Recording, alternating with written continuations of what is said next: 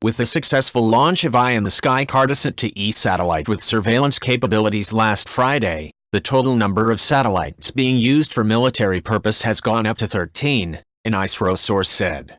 These satellites, which can be used for surveillance and mapping border areas, are primarily used for keeping an eye on enemies both on land and sea. Most of these remote sensing satellites are placed in the near-Earth orbit.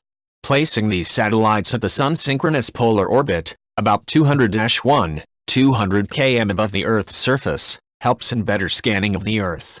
However, some of these satellites have also been put in the geo-orbit, the source said. The recently launched 712 kg Cartosat-2 series spacecraft is an advanced remote sensing satellite capable of providing scene-specific spot imagery. The Cartosat-2 can accurately spot objects within a square of 0.6 meter by 0.6 meters. The 13 satellites used by the military for surveillance include Cartosat 1 and 2 series and RISAT 1 and RISAT 2, the Isro source said. The Navy also uses XSAT-7 for real-time communication among its warships, submarines, aircraft and land systems. India also has the capability to launch anti-satellite weapon, ISAT, which is meant to destroy enemy satellites.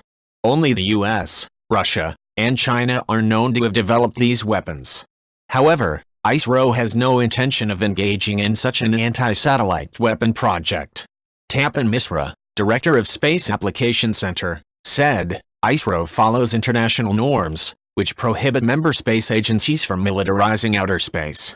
Explaining how India's ballistic missile can develop as a satellite launcher in times of need, Ravi Gupta, defense technology expert and former director, Public Interface, Defense Research Development Organization, DRDO, said, technological capabilities indigenously evolved in the process of development of Agni, a long-range ballistic missile, and proven through series of repeated successful tests, can be readily employed for satellite launch on demand if needed.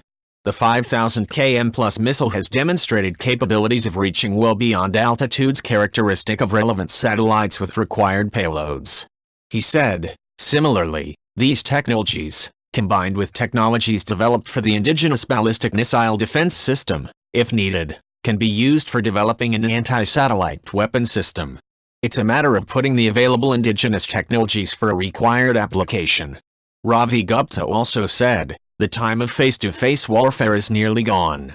Technologies are making modern warfare more or less contactless and more dependent on surveillance and remote sensing, real-time situational awareness, information processing and communication.